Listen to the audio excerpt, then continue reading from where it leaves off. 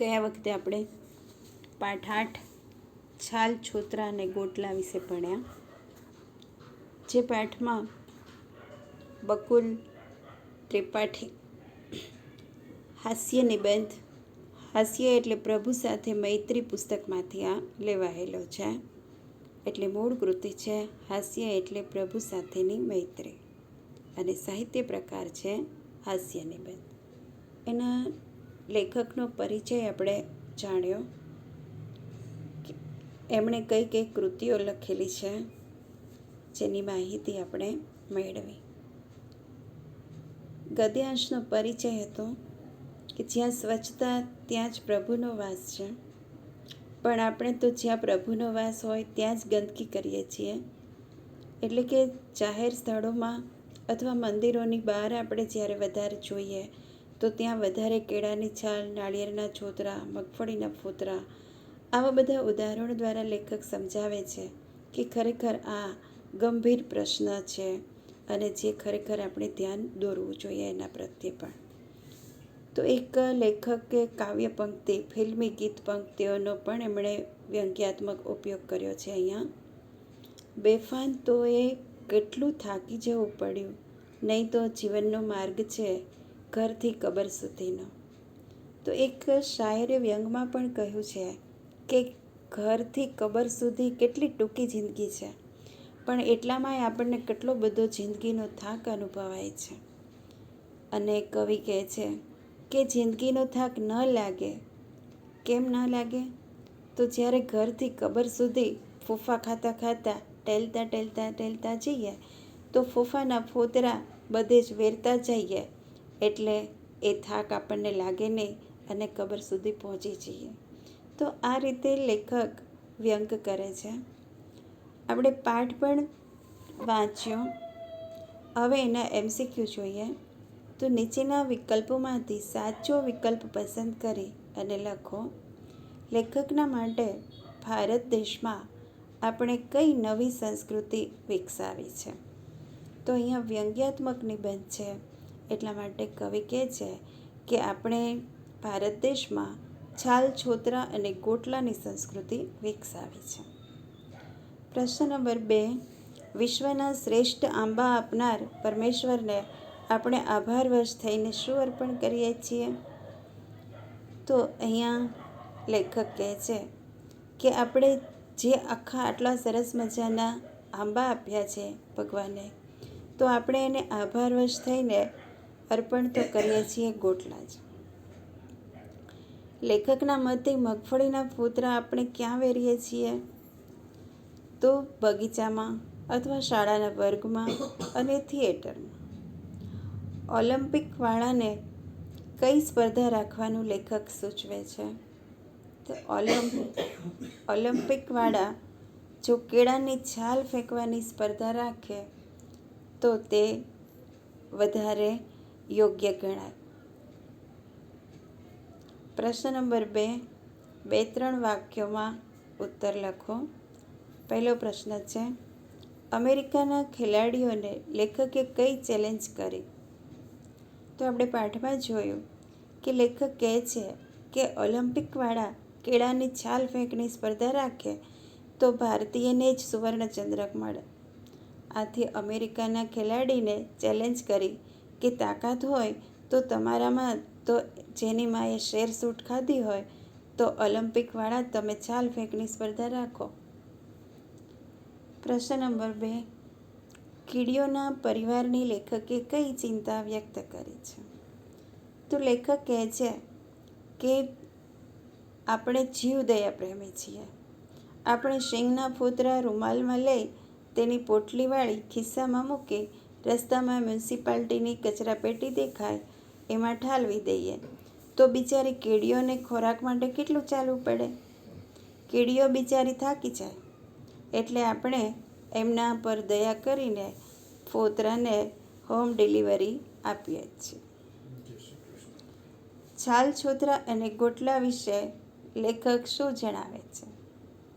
જવાબ છે, ભારત દેશમાં છાલ, છોતરા અને ગોટલાની એક નવી સંસ્કૃતિ વિકસાવવાની લેખક વાત કરે છે. પ્રાચીન સંસ્કૃતિના પ્રતીક તો ક્યાંક ક્યાંક જ દેખાય છે. ક્યાંક સોમનાથ અને ક્યાં દ્વારિકા, ક્યાં અંબાજી અને ક્યાં ડાકોર, ક્યાં બનારસ અને ક્યાં જગન્નાથપુરી. છૂટાછવાયા ક્યાંક ક્યાંક જ આવ્યા છે આપણી પ્રાચીન સંસ્કૃતિના પ્રતીક. પણ આપણી નૂતન સંસ્કૃતિના પ્રતીક તો દેશમાં ક્યાંય નથી. ઠેર ઠેર, અત્ર તત્ર સર્વત્ર છાલ, છોતરા અને ગોટલા. એટલે કે આપણે ગમે ત્યાં જઈએ ત્યાં બધે છાલ, છોતરા અને ગોટલા આપણને જોવા મળે છે. નીચેના પ્રશ્નોના 7-8 વાક્યોમાં ઉત્તર લખો. એટલે કે મુદ્દાસર પ્રશ્નોના જવાબ છે. જીવદયા પ્રેમના નામે લેખક આપની કઈ નબળાઈ તરફ ધ્યાન દોરે છે? તો આપણે જ્યારે જવાબ લખીએ તો કૃતિ લખવાની પહેલાં કે છાલ, છોતરા અને ગોટલા. એના કર્તા છે બકુલ ત્રિપાઠી અને સાહિત્ય પ્રકાર છે હાસ્ય નિબંધ. તો આપણે ફોતરાને ગમે ત્યાં ફેંકવાના બદલે રૂમાલમાં બાંધીને મ્યુનિસિપાલિટીની કચરાપેટીમાં ઠાલવી દેવી જોઈએ. પરંતુ આપણે રહ્યા જીવદયા પ્રેમી. આપણે શીંગના ફોતરા ફેંકીએ ત્યારે કીડીઓ સપરિવાર સાથે આવે છે અને એ બિચારી નાનો જીવ કેટલું ચાલીને કચરાપેટી સુધી જવાની એ થાકી ના જાય? એમ વિચારી એના પર દયા કરીને આપણે ફોતરાની હોમ ડિલિવરી કરીએ છીએ. લેખક આમ કહીને ગમે ત્યાં કચરો ફેંકવાની નબળાઈ તરફ ધ્યાન દોરે છે અને આપણી કુટેવ પર હળવો કટાક્ષ પણ કરે છે. પ્રશ્ન નંબર 2. છાલ, છોતરા અને ગોટલા પાઠમાંથી આપણને શું શીખવા મળે છે? તો કૃતિ છાલ, છોતરા અને ગોટલા, કર્તા બકુલ ત્રિપાઠી અને સાહિત્ય પ્રકાર છે હાસ્ય નિબંધ. હવે આ પાઠમાંથી મુખ્ય વાત એ શીખવા મળે છે કે આપણે સ્વચ્છતા પ્રત્યે જાગૃત નથી. જ્યાં સ્વચ્છતા હોય ત્યાં પ્રભુનો વાસ હોય. આથી આપણે મંદિરો અને તેની આસપાસ પરિસરને સ્વચ્છ રાખવા જોઈએ. ત્યાં કચરો ન કરવો જોઈએ. જાહેર સ્થળોને પણ સ્વચ્છ રાખવા જોઈએ. ઉનાળામાં ચારે બાજુ કેરીના ગોટલા ફેંકવાના બદલે કચરાપેટીમાં નાખવા જોઈએ. તેનાથી મધમાખીનો ઉપદ્રવ નહીં થાય. આપણે કેળાની છાલ રસ્તા પર ન ફેંકવી જોઈએ. ટૂંકમાં શીંગના ફોતરા હોય કે નાળિયેરના છોતરા, તેને રસ્તામાં આવતા જતાં કચરાપેટી દેખાય એમાં નાખી દેવા જોઈએ. ઘર, સ્થળો, મંદિર, જાહેર રસ્તા કે જાહેર સ્થળોને સ્વચ્છ રાખવા એ આપણી ફરજ છે. આ વાતને લેખકે દ્રષ્ટાંતો દ્વારા કાવ્ય પંક્તિ અને ફિલ્મી ગીતોની પંક્તિઓ ટાંકીને વ્યંગ્યાત્મક શૈલીમાં સમજાવી છે અને આપણી આવી અણઘડ કુટેવોને દૂર કરવાની વાત કરી છે. વ્યાકરણ વિભાગ જોઈએ તો વિરોધી શબ્દો જાતે લખવાના છે, જેમાં શ્રેષ્ઠ, પવિત્ર, સદભાગ્ય, પુણ્ય, સ્વચ્છ, ઉદાર, આગળ, તાજા, બાળક, નૂતન, પ્રસન્ન, પ્રાચીન, પ્રિય, સહિત, પુરાણી, વિકસિત, સ્વાર્થ અને વિદેશ. આ શબ્દોના વિરોધી શબ્દો જાતે શોધીને લખવાના છે.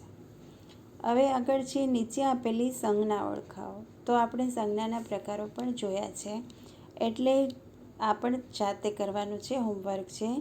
ગાય, પાણી, મૂર્તિ, રમત, દૂધ અને લોખંડ. રેખાંકિત વિશેષણનો પ્રકાર જણાવો. ઘરની અંદર છાલ ફેંકી. તો ઘરની અંદર આ વિશેષણનો પ્રકાર જણાવવાનો છે.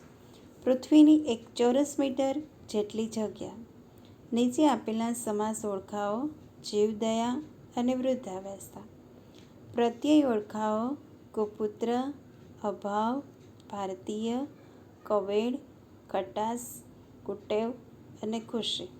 આ શબ્દોમાં પ્રત્યય ઓળખાવાના છે, જે પરપ્રત્યય અને પૂર્વ પ્રત્યય એ આપણે વ્યાકરણમાં કર્યા છે. રૂઢિપ્રયોગનો અર્થ આપી વાક્યમાં પ્રયોગ કરો.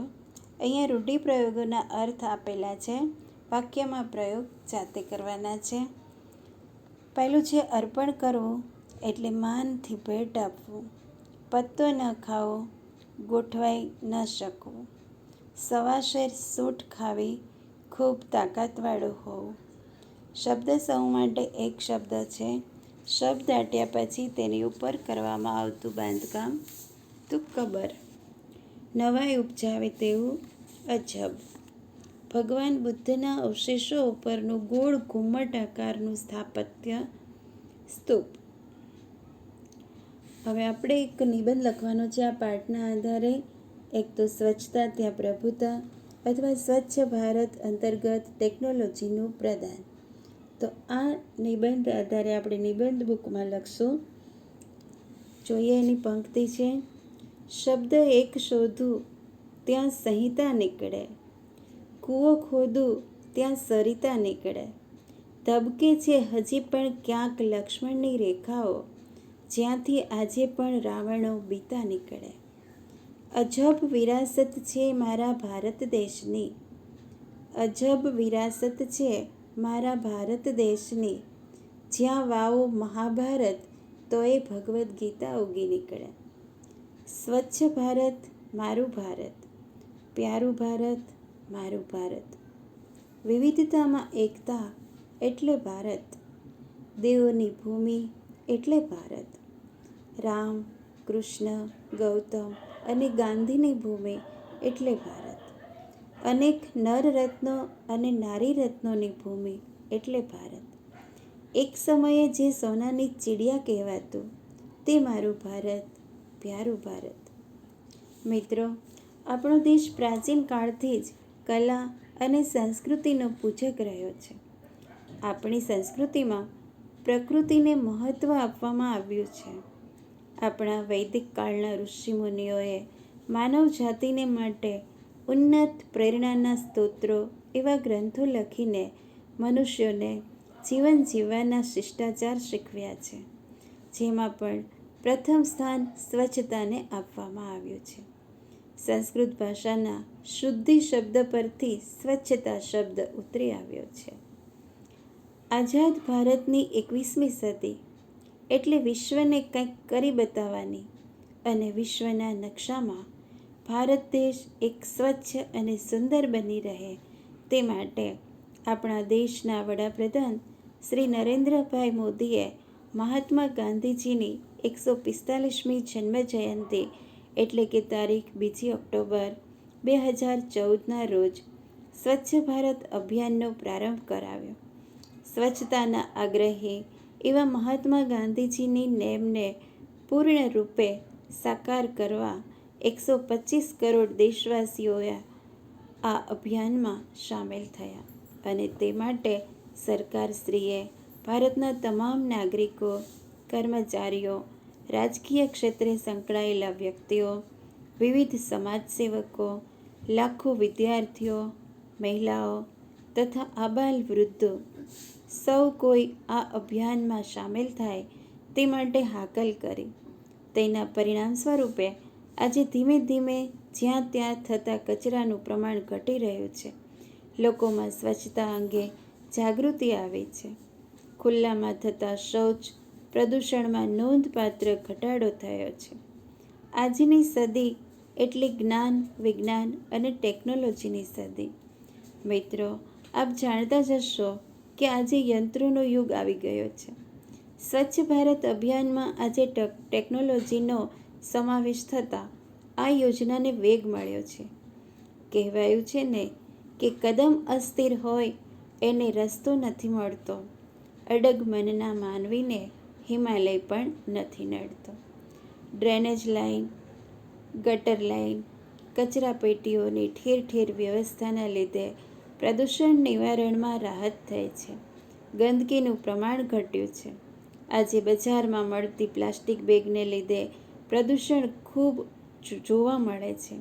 તેના સ્થાને હવે કાપડની થેલીઓ બજારમાં ઉપલબ્ધ થવા લાગી છે. આજે પ્રદૂષણની સમસ્યાની સાથે સાથે ઘન કચરાના નિકાલની સમસ્યા મોટી સમસ્યા છે. વૈજ્ઞાનિકો નવા નવા આવિષ્કારોને લીધે આજે વેસ્ટ ટુ બેસ્ટ પ્રોજેક્ટ અંતર્ગત ઘન કચરાને ઓગાળીને નવી વસ્તુઓ બનાવવાનું શક્ય બન્યું છે. સરકાર દ્વારા કચરા ટોપલીઓનું વિતરણ કરવામાં આવી રહ્યું છે. ઘન કચરા અને ભીના કચરા માટે ગુલાબી તથા લીલા રંગની કચરા ટોપલીઓ આપવામાં આવી છે, જેથી કચરો અલગ કરવામાં સરળતા રહે. દેશની જનતામાં આજે પણ અવારનવાર ટીવી, રેડિયો, ન્યૂઝપેપર, બેનરો દ્વારા ટેકનોલોજીના માધ્યમથી સ્વચ્છતાનું મહત્ત્વ સમજાવવામાં આવી રહ્યું છે. સરકાર દ્વારા દેશની સ્વચ્છતા અને સુખાકારી માટે અઢળક સહાય કરવામાં આવે છે. જ્યાં સુધી દેશવાસીઓની માનસિકતા નહીં બદલાય, ત્યાં સુધી આ યોજના પૂર્ણ રૂપમાં સાકાર નહીં બને. ચાલો બાપુના સપનાનું ભારત બનાવીએ. ડૉક્ટર અબ્દુલ કલામ સાહેબના સપનાનું ભારત બનાવવા કટિબદ્ધ બનીએ. તેઓ સત્યાગ્રહી હતા અને આપણે સ્વચ્છતાગ્રહી બનીને દેશને સ્વર્ગ બનાવીએ. તો આ રીતે વિદ્યાર્થી મિત્રો, આપણે નિબંધ પણ લખવાનો છે. આમાંથી પહેલાં પણ મેં 20 MCQ કાઢવાના કીધેલા, જે ન કાઢ્યા હોય તો એ પણ લખવાના છે. એની સાથે સ્વાધ્યાયના પ્રશ્નો અત્યારે જે વિડીયોમાં જોયા એ બધા ફેરબુકમાં લખવાના છે અને આ નિબંધ બુકમાં એટલે કે વ્યાકરણની બુકમાં લખવાનો છે. આભાર.